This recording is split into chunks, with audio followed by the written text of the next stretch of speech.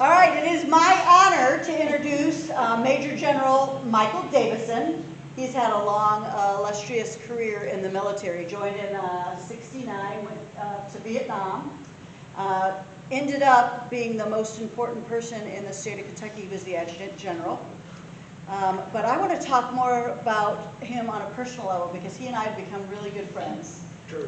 Recently, and we met because he's restoring a stone house, and he's going to tell you about that tonight. But after that, he's done a lot of things in Spencer County. He was the keynote speaker at our Reads Across America ceremony that we had downtown, and it was freezing cold, it was raining, and somehow he pulled all that together and made everybody feel. It was so inspirational listening to him talk. And in order to feel that way when you're freezing and you're wet was a pretty big feat for him to accomplish. He also has recently gotten a bronze plaque on the memorial wall at our war memorial. And then he led our parade of descendants of Revolutionary War soldiers right in front of our own Judy Stout, who was also in the parade as a descendant of a Revolutionary War soldier. So I am so honored to introduce my good friend, Major General Retired Michael Davidson. Thank you very much. One quick point, I had the great honor to serve in Vietnam in '70 and '71. Lowry was there before I was. 67, 68. He left a few pockets of resistance for the rest of us to come in and try and clean up. Well, thanks for giving me the chance to talk about something I am really enthused about. I want to talk briefly, and many of y'all have been out there already, so I'm going to go through this fairly quickly. I want to talk about the house, which is on the National Register. There's some secret things that went on in that process, I think. I want to talk about the farm briefly, because guys like to talk about their farm. I want to talk also about the ancestor that got that farm started in the 1790s. Revolutionary veteran, got a land grant. And I also want to talk about the role of your group, and you've been very helpful to me as I've gone through this process. So I want to run through this fairly quickly. Interrupt me if you have questions. I've left time at the end, but feel free to interrupt me. This is what we started with. It was pretty depressing, frankly. That's the photograph from the application for the National Register that was granted in January of 1987. The house was derelict. It had been abandoned.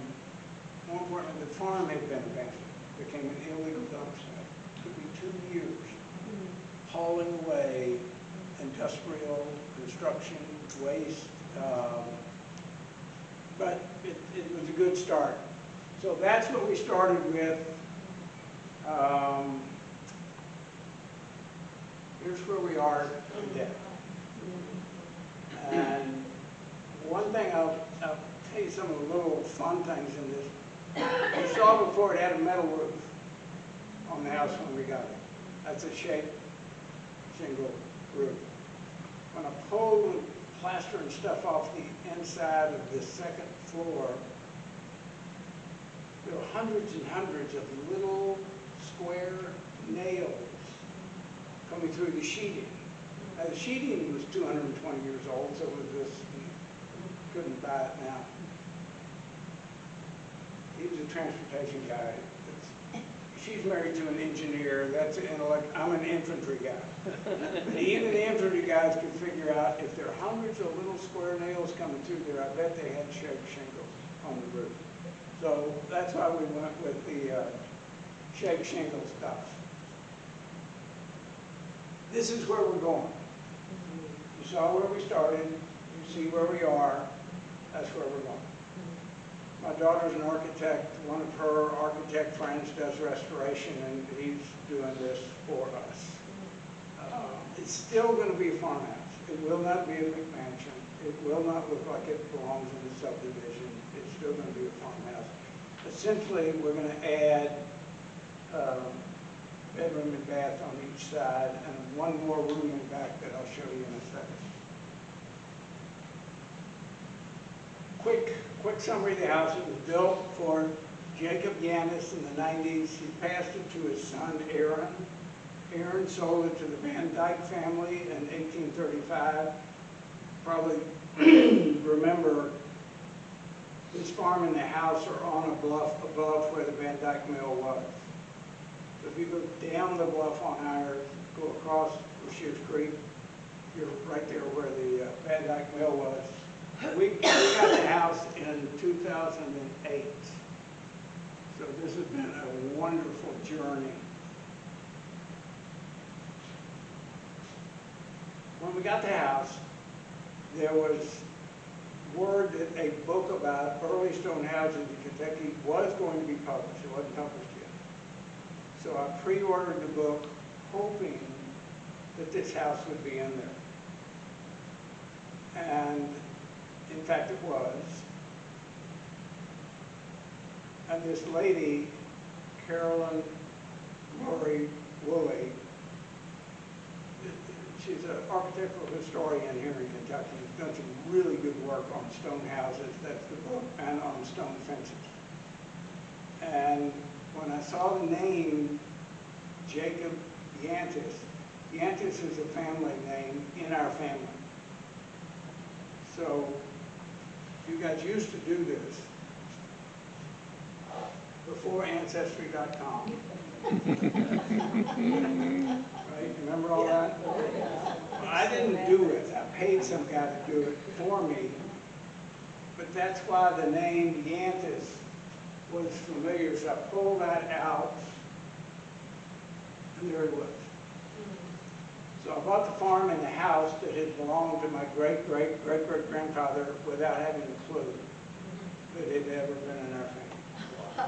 So you can guess that adds a certain amount of enthusiasm for the restoration. General, why did you find that house in the first place? Why did I? How did you find that house in the first place? I spent 2 years, I left the Army 25 years ago. I wanted to have a farm. I spent 2 years looking for a farm. Didn't find anything remotely. I had some criteria. I wanted to be close enough to Louisville that I could commute back and forth. I wanted to lay right for horses. This sounds awful, but forgive me. I didn't want to be looking at a trailer park out the back part of it. I wanted to be looking at pastures. Looked to you and heard about this when it was in awful condition. It was awful. I went to the lawyer's office that morning and bought it. I'm driving back to Louisville and I thought, oh, I probably should have talked to my wife.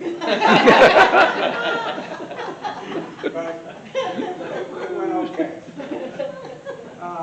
Let's see if I can. I'm going to show you some of the inside of the house, and it's still a work in progress, obviously. Those are stall fronts for our new barn. We lost our tobacco barn to a tornado, picked it up, moved it about 20 feet, dropped it down. Those were the rafters on that. It was a hall parlor, slightly larger room, smaller parlor. Was able to restore the original fireplace. And I'm not going to bore you with all this stuff about floors. Floors are a real issue. When they built these houses, they took a long tree and went from one stone foundation to the other, put the floor on top of it, so when you walked across it, it went like that. So I ended up taking all that out, put in normal floor structure, put that back in. This is the only one like this in Kentucky. Oh, go back a slide. Oh, sorry. This is the only one like this in Kentucky. The hall parlor, let me back up. There were about 600 stone houses and buildings built in Kentucky during this era. The architectural historian has gotten it down in her book, 169 of them, that she could do two things on. Get the initial floor plan and get the initial owner. So there are 169 places like this in Kentucky. This is the only one, for whatever reason, they thought it was important to be able to come in the stairwell from each side, from the hall or the parlor. And once you get upstairs, it didn't look like that when we started. I opened it up, put in its white beadboard walls, had somebody else come in and drywall. I don't do drywall well enough to do that. That is 1-inch poplar flooring that I put in. There's a little mill over in Baghdad, near Baghdad. Where did we get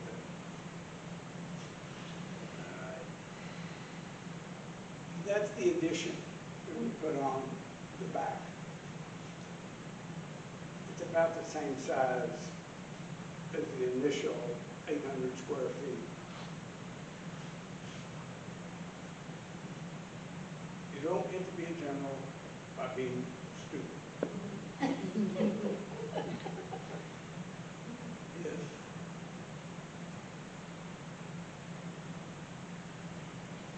Kitchen for the wife.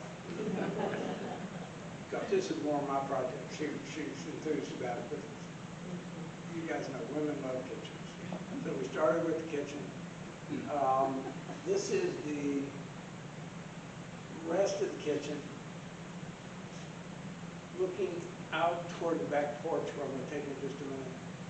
That right-hand window comes out. I had them frame in a 10-foot entryway so we can put a family room going right out further from the kitchen. So that's bedroom and bath on each side, family room, and we're done. It's about 3,600 square feet. Not a McMansion, not in a subdivision. It's a farmhouse. And it's the only time Judy ever gave me a dirty look. But I'll tell you why. That's the back porch. The trees came all the way across, and that's fine. We've got 100 acres. 50 of it is still in old growth timber. We have lots of trees. But I wanted a view to be able to see back that way where the barn's going to be. So I was standing there with Judy and said, I took down those trees. So I get what she said. You took down the trees. Remember that? No. No, it's true. True story. Just to orient you real quickly on the farm, you all have been there. This is the house. This is Haley. That's Brashears Creek over there. You've been back here with me to the cemetery, which we'll talk about in just a second. The exception there, we gave our son 5 acres so he can build a house. Stone fences. That used to be there. There were snatches of them here and there out in the woods, but they were gone. So we put in 1,000 feet of stone fences. If you call the Dry Stone Conservancy, they will come and do it for you for $100 per linear foot for the stonemason, and $100 for the stone. I couldn't go from here to the end of the room at that price. So one of my Mexicans who has been with me from the beginning, who is now an American citizen after 8 years of effort, learned to be a stonemason on our farm. Brashears Creek is about half dry in August and September. I can take a tractor and a trailer and go down there and pick up rocks and in a week or two, I can get a pretty good sized pile of rock, keep them busy. So we've done this on the way in on each side of the road in, and we've done this back toward where this new barn is going to be. Of all the things we've done, that probably has the most impact because it just gives that whole place a sense of timelessness. You're not in 2026. Stone fences have been lots of fun. Let me talk a little bit briefly about the ancestor. He came from an area in Germany. He and his two brothers came over. They were draft doctors. They were dodging the draft. Because that part of Germany, they had about 33 or 34 duchies, electorates, free cities, these little political things. And the nobleman who ran that little political subdivision drafted the young soldiers and then leased them out to other armies. Remember we talked about the Hessians in the American Revolution? They weren't all Hessians. There were about 6 of those duchies that provided up to 30,000 total troops. We all call them Hessians at home. So one of my relatives went back and had done the history there at Brightford. If you dodged the draft, you lost your inheritance rights for your family holdings in that little principality. And he did. In fact, they left in such a hurry, he didn't pick up his boots from the cobbler shop. So they came to the United States, got a little patriotism. He fought with 2 militia companies, Pennsylvania. Like every other soldier, they didn't have money to pay him, so they gave him a land grant, which was then called Lincoln County. It's now Bourbon County. And he got from a John Crawford 1,500 acre land grant there above Rivals, where Lowry used to farm. He got about 130 acres. George Washington was doing the same thing. Land speculation was like the stock market now. So he bequeathed it to his son Aaron, who sold it to the Van Dykes, and he went to Garrett County, where my family is from, still. And this is really why the name Yannis stuck in my mind. Carrie Yantis married my great-grandfather, Leander Davidson. She must have been a live wire, because she died in 37. When I was hanging out at my grandmother's house in the 50s, they were still talking about Carrie Yantis Davidson, which is why all that came together. Let me talk about what you guys did. This and then one more thing and I'll wrap up.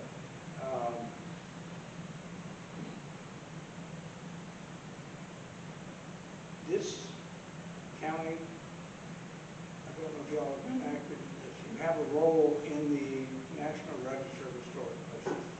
You're the body that does it in the county. I missed a flight coming back. I got stuck in Brownsville, Texas for 5 hours. I had no laptop. I purchased a farm. I knew it was on the National Register. I read every state, I'm a lawyer. I read every state and federal code provision, statute, and regulation about National Register. What it meant. I concluded that if I didn't take the tax credits, and I wasn't in a historic preservation district, those people in Frankfurt had no jurisdiction to come in and tell me what to do with that house. And I have a very bad record of dealing with state bureaucrats. So I called the guy and I said, this is my reading of the law, what do you think? And he reluctantly said, well, that's right.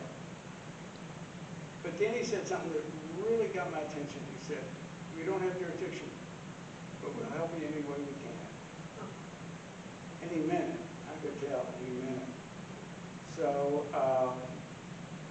I came back, and someone from this organization in the prior generation of leadership contacted me and said, I hear you have a cemetery, could we come look at it? I said, of course. And that led to y'all coming out and visiting and being helpful and generally giving me a lot of support to get it done. We're going to do some stuff on the cemetery, and I'll close with this, unless y'all have more questions.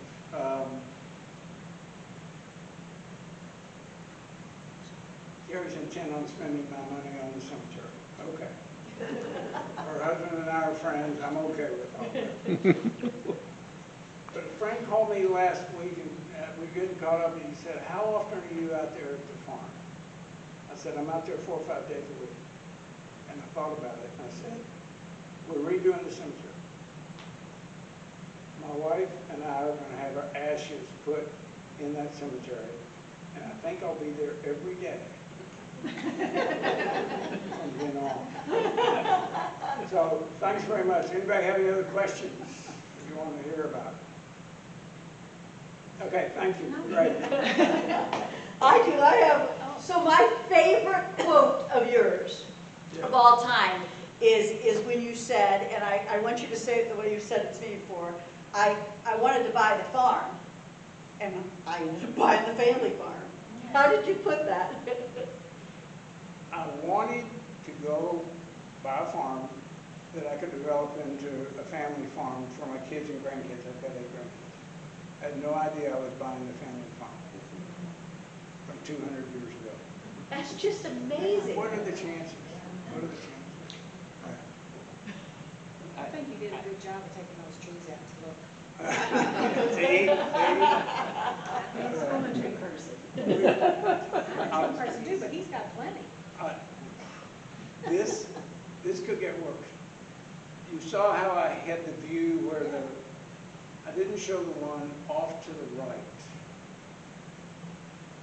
It's 100 acres of Lowry's bottomland, along the bottomland there. It's a beautiful view. It's across this long valley into, but I might have to take down some more trees. Very small. I have one Yes, question ma'am. about the rock fence. What did you say about the $100 per linear? I didn't quite get that. It's outrageous. It's just unconservative. They will come put in a fence like that for you, and they will charge you $100 a linear foot for one that high. Okay, That's $100 for the stonemason. And then if they provide the stone, it's another $100. So that's $200 for that one. okay. And it's lovely, but So your man not did in that it? range. Your man did it? He built it? Yes. He learned it right there. That's cool. And I Got a trade of a lot. He's been with me. I carried him through to his U.S. citizenship. Good job. I took him up to H&R Block every year for 5 years and sat there. We did his, just in Shelby, we did his taxes right there. So, those guys, my liberal friends in Louisville, when I say my Mexicans, they think it's an ethics slur. It's not. Those people are my friends. They work hard. Farm would not be remotely where it is without those guys. Remotely. So they're the kind of citizens I think we need. They work hard. They pay their taxes.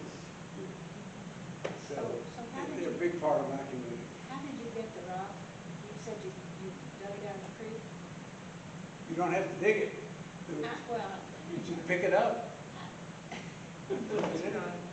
Backbreaking work. dig some. I've been across that creek many times. I know those rocks. Thank you, Jim. Thank you very much. Just a small token.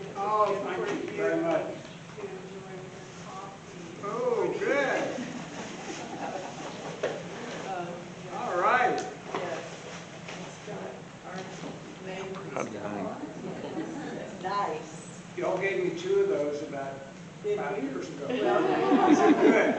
Thank you. have a match set.